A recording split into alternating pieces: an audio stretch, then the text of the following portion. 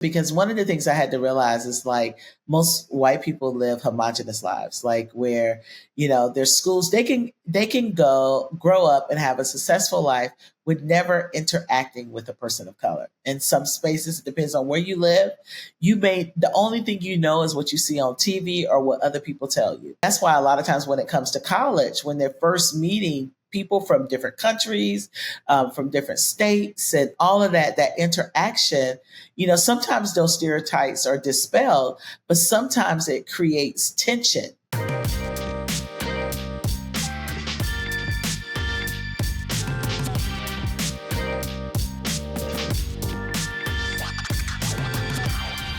The Courageous Conversations Conference is so important because where else can we have these types of conversations with these types of thought leaders about these types of topics? It is a unique and a rare opportunity to come and hear voices that have been trained in diverse places, coming together to ask these kind of critical questions in humility, in love, in conviction, and in courage. If you're on the fence in a broader sense about any questions you have to do with the faith, this is the right place. This is modeling for us. How do we live in a world in which there's a lot of different perspectives and a lot of different points of view, even in the church? And how do I navigate that and not have to compromise what I believe?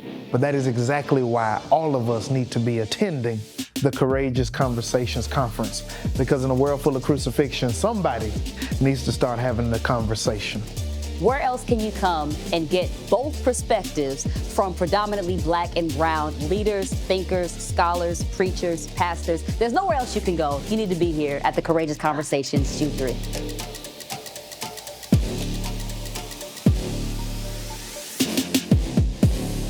Well, thank you for watching another episode of the Jude 3 Project podcast. As always, I'm your host, Lisa Fields, the founder of the Jude 3 Project. And today I'm joined by a dear friend of mine, Latasha Morrison. Welcome, Latasha. Hello, how are you doing? I'm doing well. For those who don't know who you are, tell our audience a little bit about yourself.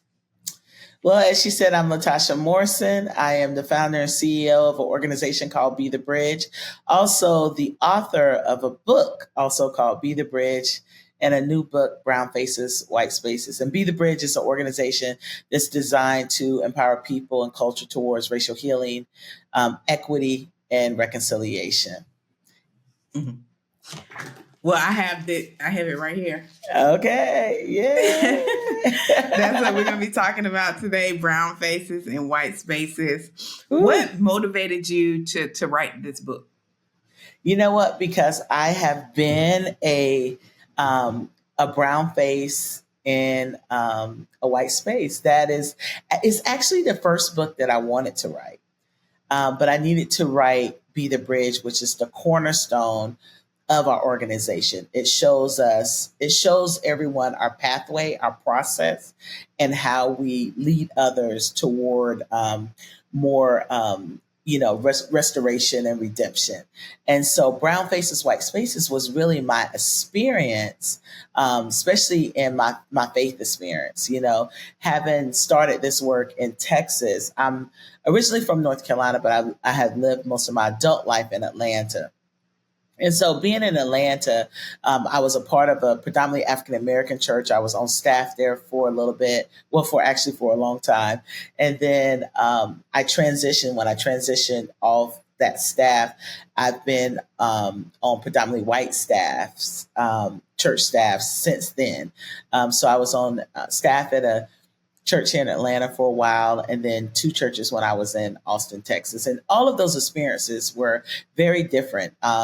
You have good and bad in all of it, just with any other work environment.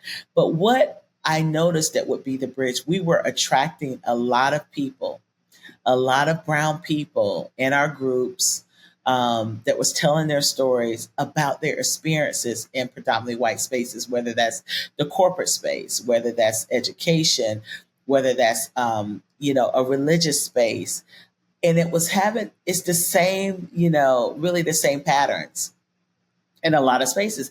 And then because we're not monolith and these places are different, everybody doesn't have the same exact experience, but there's some commonalities that we were getting with people, especially as the racial unrest was happening in our country, and how corporations and organizations and churches were dealing with it or not dealing with it.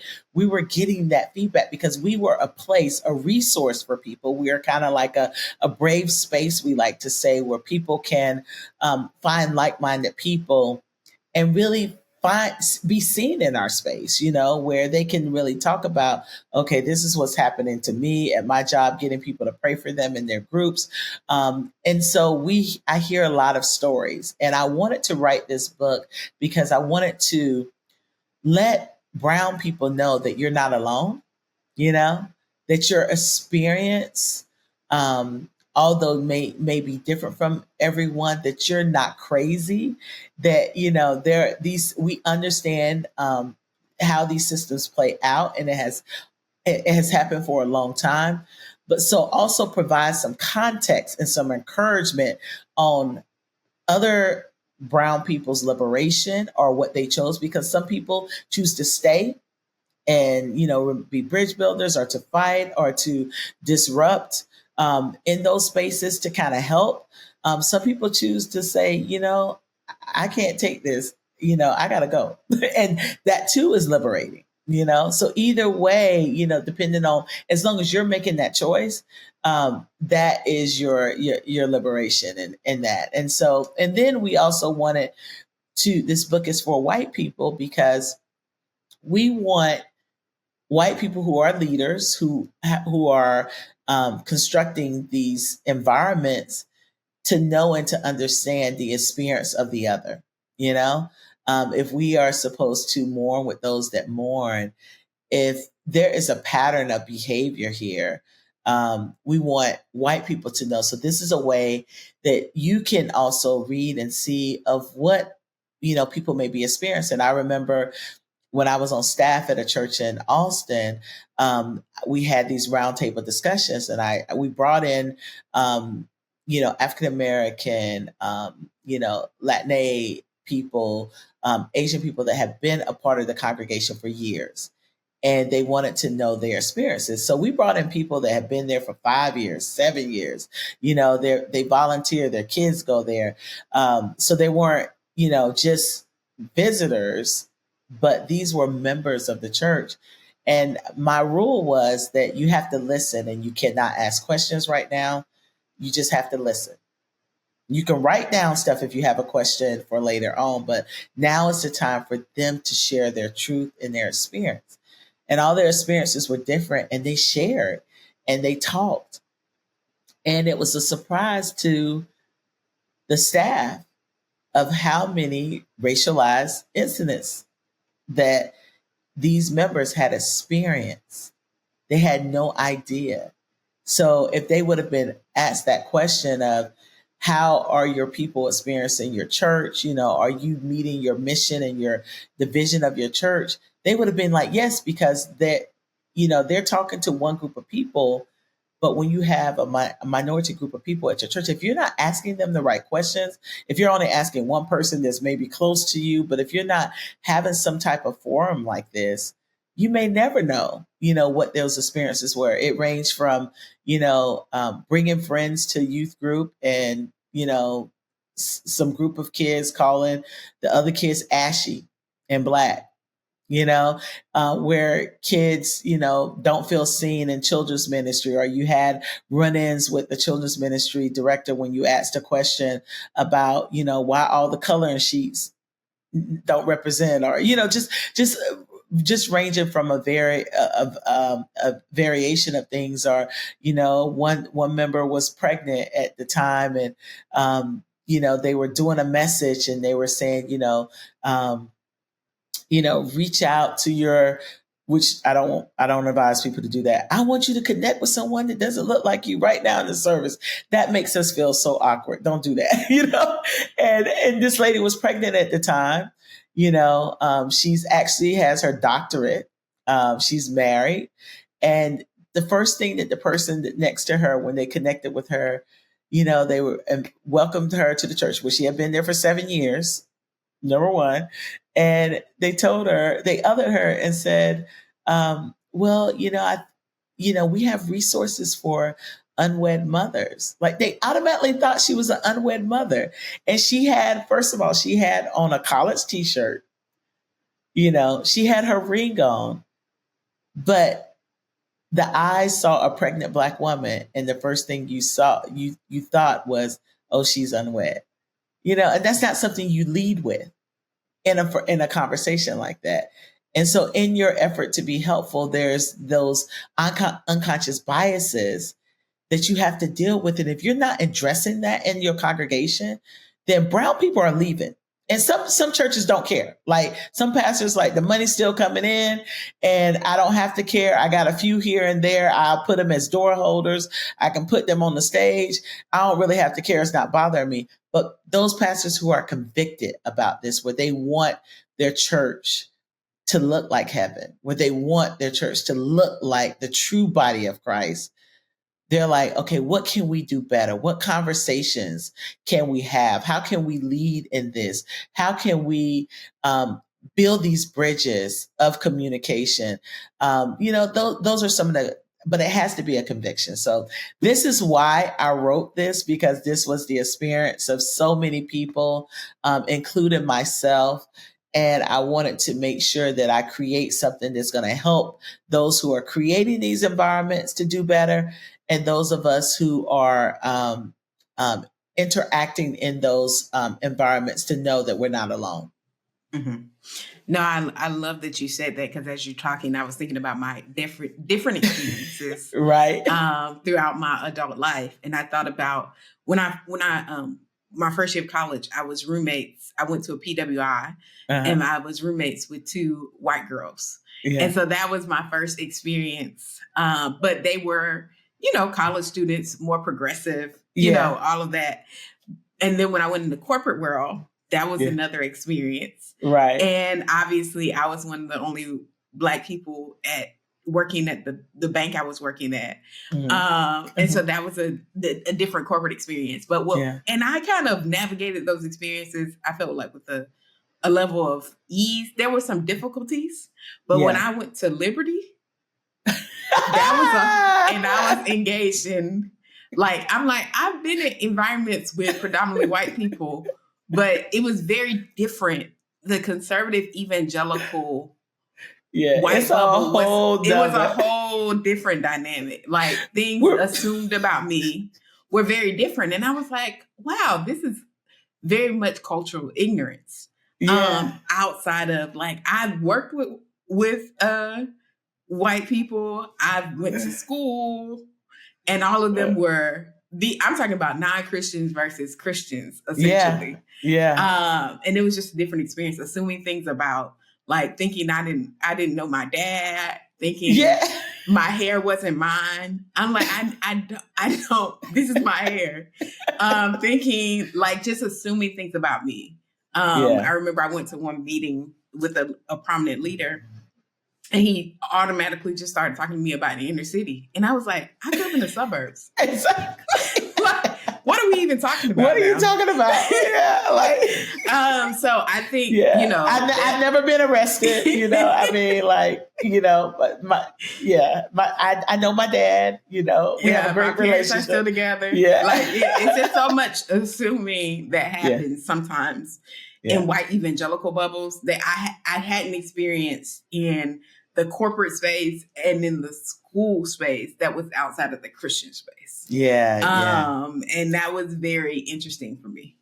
That evangelical bubble is really interesting, because one of the things I had to realize is most white people live homogenous lives, where, their schools, they can grow up and have a successful life with never interacting with a person of color. In some spaces, it depends on where you live. The only thing is what you see on TV or what other people tell you. And that's why a lot of times when it comes to college, when they're first meeting people from different countries, from different states, and all of that interaction, sometimes those stereotypes are dispelled, but sometimes it creates tension, and if you don't have a process to help kids navigate these different experiences, like be the bridge groups, or like things that bring them together. But even sororities and fraternities, they're racially segregated, so you're not interacting in that arena. And so with me, I became a Christian in college. And my life became more segregated, racially segregated when I became a Christian. I grew up in a military town. I lived in a neighborhood that I had everyone. I mean, we had, the Nazaros that were, Puerto Rican, it was a military town. I had, neighbors that were diagonal, that were Asian American. When you went over there, you had to take your shoes off before you go in the house. One of my best friends was Guamanian. Like we had this just hodgepodge of just differences that I really realized that it was a blessing, and it was how God was molding me and shaping me and threading and putting me in this environment that was going to help me down the road later. But when I became a Christian in college, I became a Christian through an African American led organization that reached out to African American students on PWI campuses. And the reason why that organization existed was because at that time, now, I'm dating myself, I'm a lot older than you, but at that time, InterVarsity and Crew and all those, they didn't have what you would say these they weren't reaching out to like Asian American students like they are now, or, they didn't have these different identity groups, within the organization to reach out. And so the organization that reached out to me was predominantly African American. So the only white people that I met, although I was in a dorm with people, the only ones that I hung out with were the people in this Christian fellowship.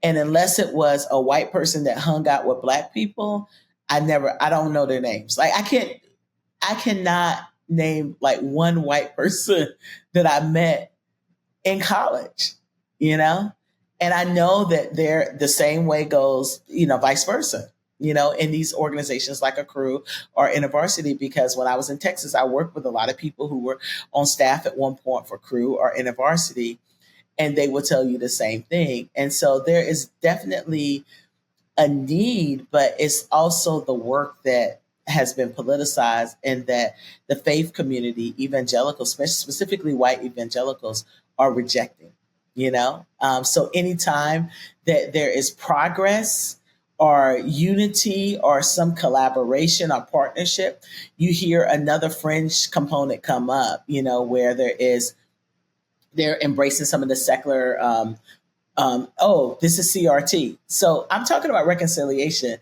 It has nothing to do with CRT, but it's CRT, or it's Marxism. It's, you're a liberal, or you're woke. I'd rather be woke than sleep. Like, it just makes, it's just ignorance. It's ignorance, but it has hindered the progression of the work, it's working, because it's created a boogeyman.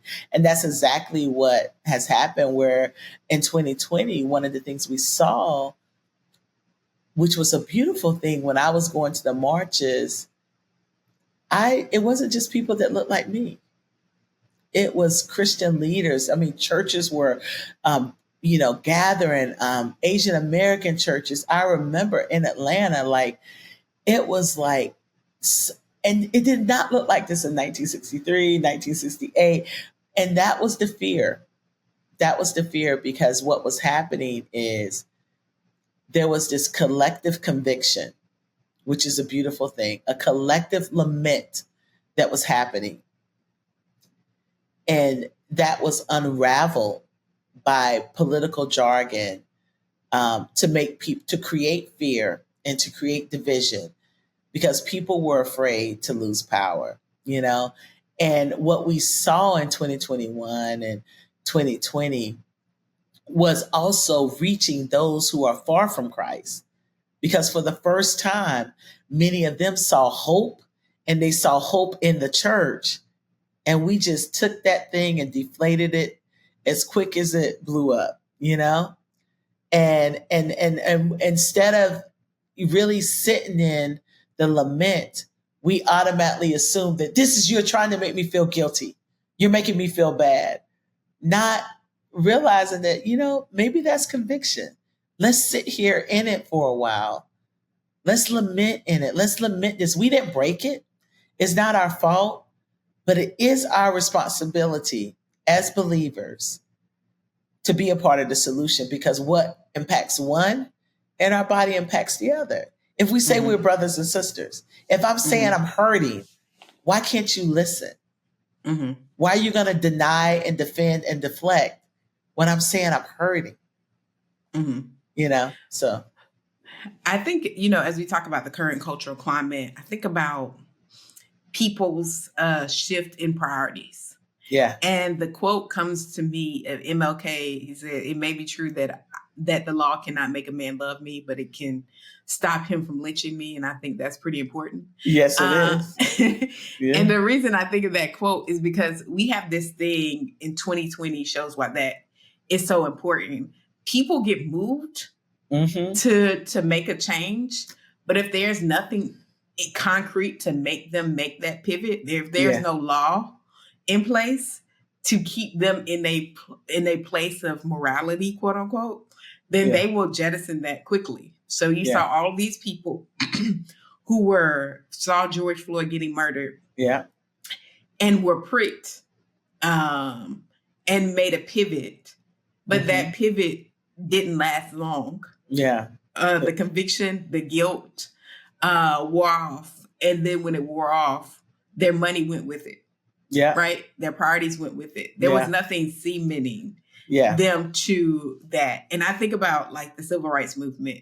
When people saw Bull Connor, and when people were able to see what was happening on the ground, when people were to see how people were being water hosed and all of these things and treated badly, many of their hearts were pricked. But if the law wasn't in place to match that heart prick, then we still would be living in a very problematic situation. And it's not completely fixed, but there are some things that are just against the law to do, right? That keep people in a space.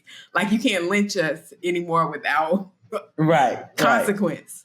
And so we see how fast people change if there's nothing in place to make them stay in a posture of considering the other.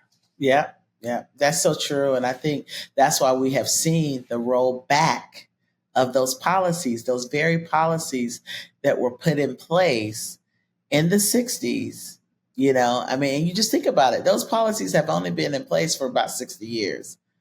When you think about over 200 years, 2.5 centuries of oppression, you can't even allow these policies to last for as long as the oppression started. Like, come on, like, we can't even, And so with the rollback of, things that were put in place for repair, for equity, for belonging, for inclusion, to create a pathway for every American citizen. We created that. And so a lot of times people say, well, we don't want to talk about this at church because it's political. Well, politics are about people. It doesn't have to be partisan, because a lot of these things at one point, they were decided on in a bipartisan manner, and they were actually enacted or reviewed several of the years, like the Civil Rights Act, the Voting Rights Act. And it was a bipartisan decision. But you have to realize within these last, this last decade, through the polarization and just through the idolization of party, of partisanship, we've seen where people have forsaken the gospel, and abandoned the work of the gospel for their partisanship. And, and that's one of the things, we have to be honest. And I talk about this, in the religion section of this, of the book, where I look at, 9 systems. There's more systems than that. And each system could have been a book of its own, but that's not my book to write. I mean, this was enough. But, when we look at, just the skewed view, theological view that people have as it relates to people who are different from them. And that's just something that we have to be honest about. And we've embraced a lot of the lenses of the world and the sinful lenses of the world versus being, a city on a hill or,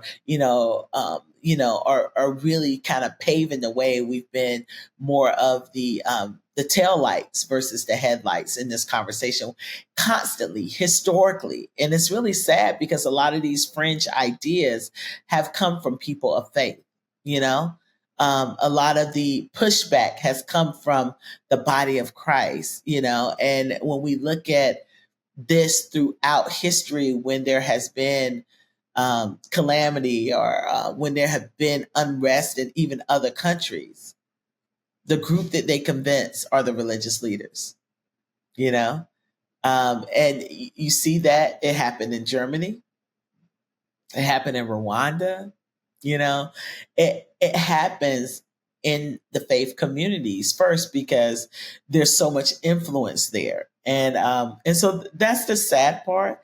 And then that is also the part in the work that you do that has caused so many African Americans to deconstruct Jesus right out of their faith, and so it's just how we and church is not educating on that, reading, even a lot of African American churches don't read from African American theologians or Asian theologians, you know what I'm saying? So I think there's just a lot of work and partnership work to be done. And, and I think like sometimes instead of, predominantly white churches trying to get African American leaders to come to my church and as a performative gesture, I think you need to lean in and learn from African American thought leaders and pastors and serve with them, help invest in them. You have a lot of, I know a pastor of a multi-ethnic, multicultural church who he's not full-time, but there are a lot of churches, out there that could, support him. And instead of, you planting the church in that area, help him plant the church in that area. It's like, we don't think like that. We don't think equitable. You think like, I got the money to do it, but then you plant in these predominantly African-American communities and nobody goes to the church. I mean, there's so many churches like that here in Atlanta. And I'm like, does this not convict you? Like that you up in this community and nobody in the community comes to the church. Nothing in your church service is appealing culturally to that community. Why are you there? I think it's for people's own, it makes them feel good about themselves. There's this whole thing about, being able to articulate. We have churches or spaces in the community. And I always tell pastors when they're planning in quote unquote inner city neighborhoods, when people in the community feel like going to church, they want to go to church that makes them feel like their grandmother's church. Or they can see, or see themselves. See themselves and the lights culturally, are on. Yes. And we don't want to be in the dark with smoke and haze and where you can't see your I mean, I've been like, I'm looking for a church. So I've been going to churches and I'm like, first of all, I wear glasses. You cut off those lights. I can't see. It's not like the movie theater where you have like little lights on the steps. I'm about to kill myself trying to come into your church because I can't see my seat, but I'm just saying like, it's just, I said, I want to be the Keith Lee of churches, but I don't have the energy or the, I'm not brave enough to do that. And I don't want to become a critiquer of the church. I want to help the church, but I want to help those who want to be helped, and some churches don't know they need help. I'm like, even just hiring people of color, but a lot of times your litmus test for hiring people of color are those who fit your DNA. And those who fit your DNA is someone like me, like if I'm trying to tell you how you're going to reach the inner city, now there's a lot of cultural things and things that I read and everything, but that's not my story. And so I can tell you how to reach suburban African Americans, you know what I'm saying? But that's not my expertise, but I know how to lean into that conversation because I'm willing to listen and learn. But you can't hire people that are disconnected. And so you're just hiring people just for the sake of diversity, but not for reconciliation. And so I think that's the thing that thing burns me up. I mean, and I see it all the time. I'm like, why do you got a church there? Why not find an African American or Asian pastor that has a heart for that community and invest in them so that they can be full-time, invest so that they can have a youth leader, invest so that they can have, a discipleship. You know what I'm saying? Like, invest in that where you're still showing up for that community, but you're not on display. And people don't know how to do that. I mean, we got so many pastors now where it's like, you're not even training up people to have satellite churches. You're bringing up screens. And I'm like, I can watch that on YouTube. Like, I'm sorry, you get me started now, Lisa, because I've been visiting a lot of church. I've been visiting a lot of churches. And when that screen come down, I'm like, oh Lord, where's the exit? Where is the exit? Because if you don't have someone to pastor the moment, I think it's okay if people do that sometimes, but if you don't have staff there to be able to shepherd and pastor people, I'm like, there's too many incredible leaders out there that I know you don't have to franchise this out like this, So anyway, I'm on my soapbox. But. Well, Tasha, this has been a rich interview. What would you say for a person of color that's in a white space now and is just wrestling with how to navigate? What encouragement would you give them? What advice would you give them outside of getting the book, right, as we close? Yeah, I think make sure you have a strong community of people that believe you when you say something. So make sure that you have community. Make sure that you're prioritizing self, that you're taking care of yourself and your family. And you have not created an idol out of that space. Also, I gave it a time frame. I said, if I'm having these same conversations in 3 years, then this is not the space for me, because you can only help change or transform people that want to be helped and transformed. So you cannot, that is the job of the Holy Spirit to do. And so so set a limit, have the conversations, but set a time limit where you're not putting that burden on yourself, and then also realize that every person is not called to be a bridge like that, in that sense. We're all bridge builders as kingdom builders, the gospel is the thing that connects us, and God uses his people.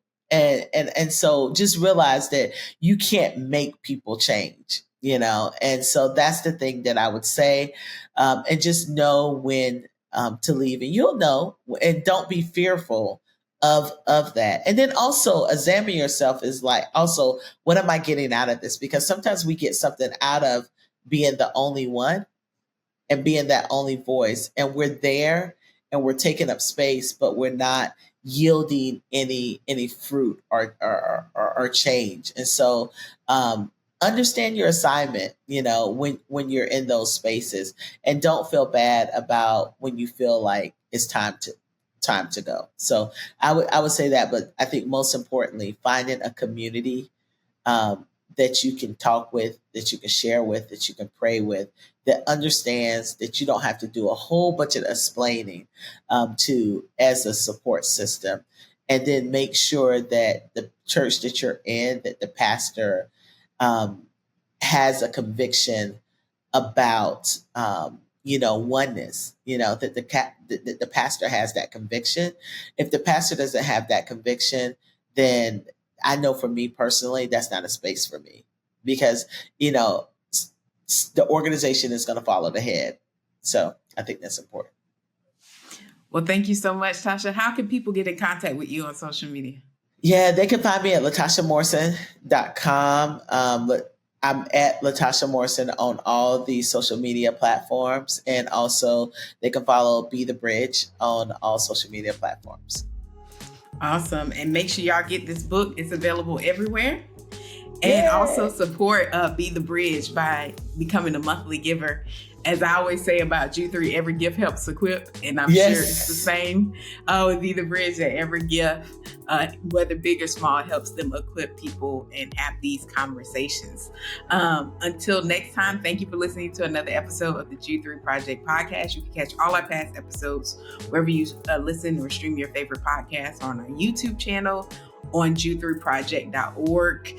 Remember, here at the Ju3 Project, we're helping you know what you believe and why, and you can become a monthly donor or a one-time giver at Ju3project.org by hitting that donate tab. You can give online or the address to mail in your gift as well. Until next time, grace and peace, and God bless. Many of you know about my faith crisis I had when I was an undergrad student at the University of North Florida, but many of you don't know about the wrestle I had when I was a seminary student. I had heard about kids being murdered by terrorists in the Middle East. It struck me. I was grappling with that thing, and we were learning about the problem of evil in class, but it just didn't emotionally satisfy me, if I'm honest. I could explain the problem theologically, philosophically, logically, but emotionally, it just didn't hit. And I was wrestling with the Lord. So I went to my New Testament professor and I said, "Hey, Dr. Purser, I'm wrestling with this." And he said, "Me too." That was the answer I needed, to know somebody that has spent all this time in school, has walked with the Lord this many years, could still wrestle with his faith, and it was okay. He normalized the struggle for me. In my debut book, When Faith Disappoints, I want to give you what Dr. Purser gave me, the understanding that it's okay to wrestle. In this book, When Faith Disappoints, the gap between what we believe and what we experience, we explore the pain points that cause people to wrestle with faith. Personhood. Who am I? Power. You've given God control of your life, but you don't like the direction he's steered you. Protection. Why didn't God protect you as a child, as an adult? In so many cases, you feel unprotected. Provision. We know scripture says that God will supply all of our needs, but sometimes you feel like you still don't have what you need. Purpose. Why am I on this earth? Pleasure. It seems like you're sacrificing so much as a Christian and the return doesn't meet what you hoped it would. You don't have joy. You don't have happiness. And the one that has gripped us so much post-COVID, peace. Anxiety seems to be more of a companion to you than peace. I know the wrestle. And many of you are in the gap between what you believe and what you experience. And I hope this book will be a balm to help bridge that gap, because many of you are struggling with disappointment. In the midst of disappointment, I hope these words will provide hope. Grab When Faith Disappoints. Available now wherever books are sold.